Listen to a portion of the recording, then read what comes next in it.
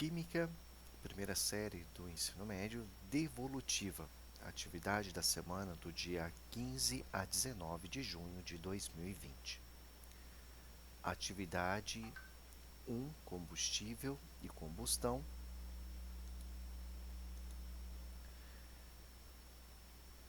1A. Discuta com seus colegas e registre suas hipóteses iniciais sobre as seguintes situações e problemas. O que são combustíveis? Você conhece algum? Para que são usados? Você sabe como é obtida a energia que faz nosso corpo funcionar? Os combustíveis produzem a mesma quantidade de energia? Que aspectos devem ser considerados na escolha de um combustível? 5. É melhor abastecer com álcool ou gasolina? Utilizar fogões a gás ou a lenha? 6. O que é combustão? O que é necessário para que ela ocorra? Como combatê-la em caso de incêndio? E 7. Por que alguns veículos antigos movidos a álcool têm dificuldade de funcionar em dias muito frios? Então, a partir dessas reflexões, nós vamos tentar respondê-las. Então, primeiro, quando você faz uma pesquisa na internet, o que são combustíveis? Olha só uma resposta que eu encontrei, tá? Combustíveis são substâncias que queimamos para produzir calor. Este calor produzido pode ser utilizado para mover uma turbina nas usinas termoelétricas, para acionar os veículos automotores, e os combustíveis eles podem ser renováveis ou não renováveis. Como é obtido a energia que faz o nosso corpo funcionar? Então vamos lá. A energia obtida dos nutrientes dos alimentos, como a glicose, as proteínas e os carboidratos. Para começo de conversa, a energia não é nenhuma molécula. É a capacidade que o nosso corpo tem de realizar trabalho, ou seja, fazer força ou provocar deslocamentos. Mas, para que um pedacinho do pão nosso de cada dia vire energia, não basta que seja engolido, mastigado e ingerido. Ele tem que ser quebrado em moléculas pequenas que possam ser absorvidas pela célula. A glicose é a principal dessas moléculas. Os seres humanos, durante o processo evolutivo, conseguiram usar melhor a glicose que vem dos alimentos, retirando dela o máximo de energia. As bactérias, por exemplo, obtêm só 4% do seu potencial, enquanto o corpo humano transforma em trabalho 30% da energia que consome, o mesmo que um automóvel. O restante da glicose vai para a manutenção das atividades vitais do organismo, como batimentos cardíacos e sinapses cerebrais. Por isso temos que abastecer nossa máquina várias vezes ao dia. Só não vale sair por aí assaltando a geladeira. Para funcionar bem, uma pessoa deve consumir em média 30 calorias por quilo do seu peso. Uma pessoa com 64 quilos, por exemplo, deve fazer uma dieta diária de cerca de 2.000 calorias. Você pode fazer aí o seu cálculo, da quantidade de calorias que você necessita. Então, se precisa de 30 calorias por quilo de seu peso, no meu caso, que tenho 90, eu vou precisar de 2.700 calorias. Glicose na veia. Molécula funciona como combustível. Então a glicose, ela é uma molécula que funciona como combustível e é quebrada até virar energia para o corpo. Como um pedaço de pão é milhões de vezes maior que uma célula, o primeiro passo é quebrá-lo em porções cada vez menores. Os carboidratos, através da mastigação e da digestão, Isso acontece até que o carboidrato seja reduzido à sua menor unidade, a glicose.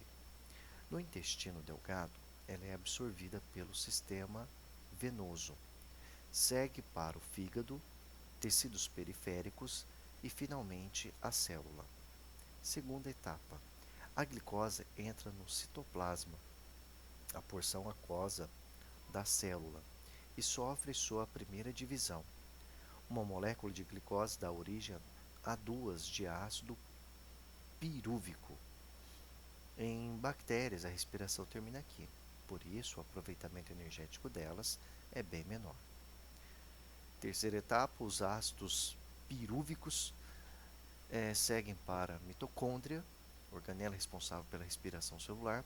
Para obter mais energia, começa o ciclo de Krebs, uma sequência de reações.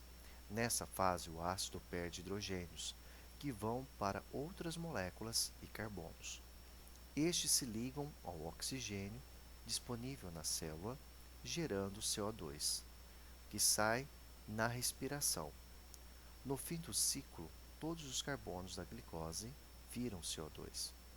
Quarta etapa: os hidrogênios que saíram das 5 da molécula, os hidrogênios que saíram da molécula de ácido pirúvico tendem a se ligar ao oxigênio da respiração.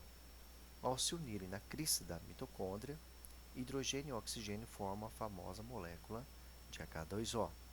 Parte dessa água é eliminada e outra parte fica dentro da célula, atuando nas reações químicas e ajudando a formar o citoplasma. Etapa 5, mas sobram alguns íons H+, que são atraídos. Só fazendo aqui uma observação, os hidrogênios que saíram da etapa 5, molécula de ácido purívico, tendem a se ligar ao oxigênio da respiração.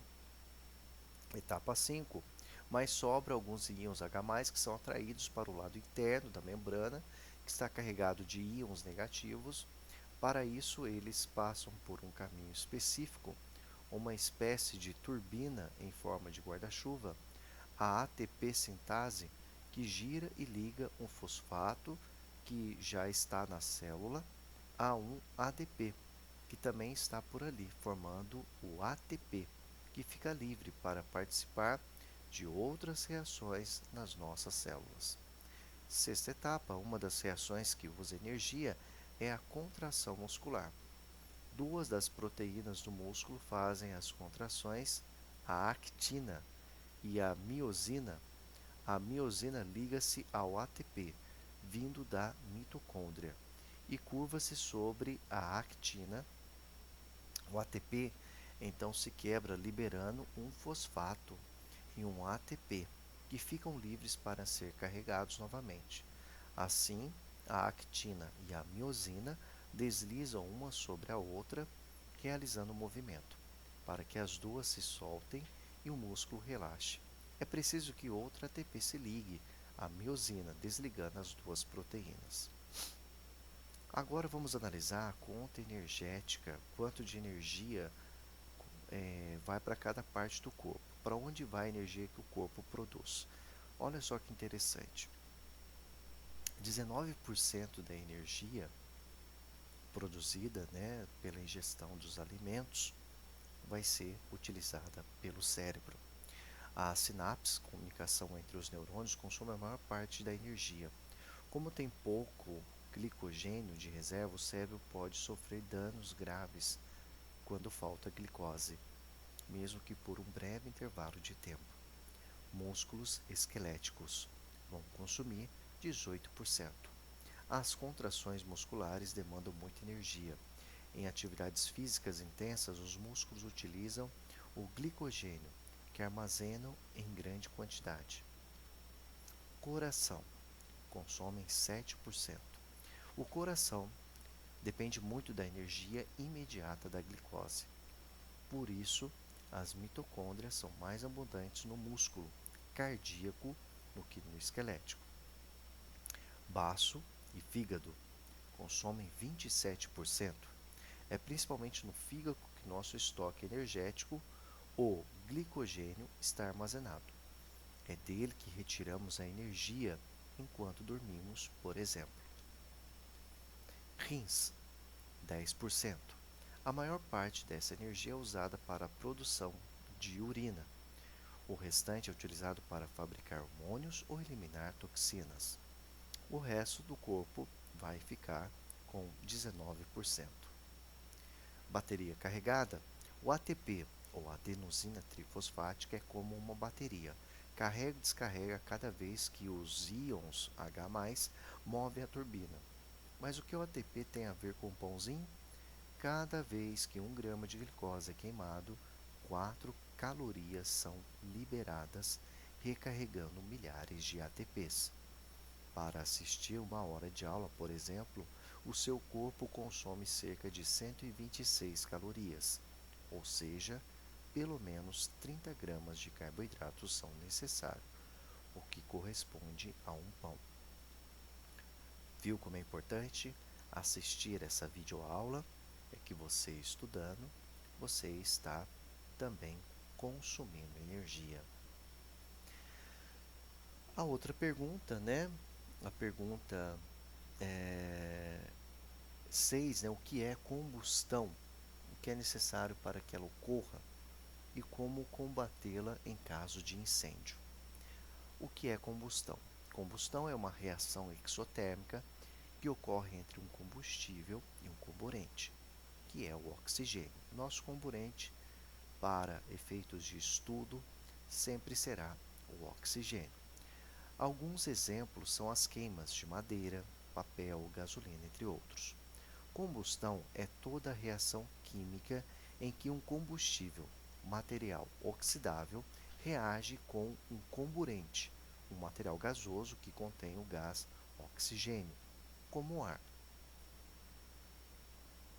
Essa reação é sempre exotérmica, ou seja, libera energia na forma de calor. Geralmente, outros produtos são liberados, principalmente quando o combustível é um composto orgânico, como o dióxido de carbono e a água, conforme será mais explicado adiante. Os combustíveis podem ser sólidos, papel, madeira, carvão, líquidos, álcool, gasolina, óleo diesel e etc., ou gasosos, gás hidrogênio, gás butano e etc. As reações de combustão são de óxido-redução, pois os combustíveis sofrem oxidação, perdem elétrons e seu número de oxidação aumenta. E o comburente, que é o gás oxigênio, sofre redução, ganha elétrons e o seu número de oxidação diminui para a formação dos produtos. Então, a combustão está presente na queima de combustíveis, como gasolina e etanol, para movimentar os veículos, a queima de combustível em indústrias, principalmente as siderúrgicas, a queima de gás de cozinha para cozinhar os alimentos. Nós utilizamos o gás butano, né, que é o botijão de gás. Dentro do botijão de gás existe o gás butano, a queima de uma fogueira, que utiliza a madeira, né? As células do nosso corpo realizam combustão para digerirem os alimentos e produzir a energia que será consumida pelo organismo. Observe que as reações de combustão são realizadas principalmente para a obtenção de energia térmica, para a geração de energia mecânica, elétrica, aquecimento e assim por diante. Além disso, para as reações de combustão ocorrerem, é necessário uma ignição, ou seja, algo como uma faísca para fornecer a energia de ativação, que é a energia mínima necessária para iniciar o processo.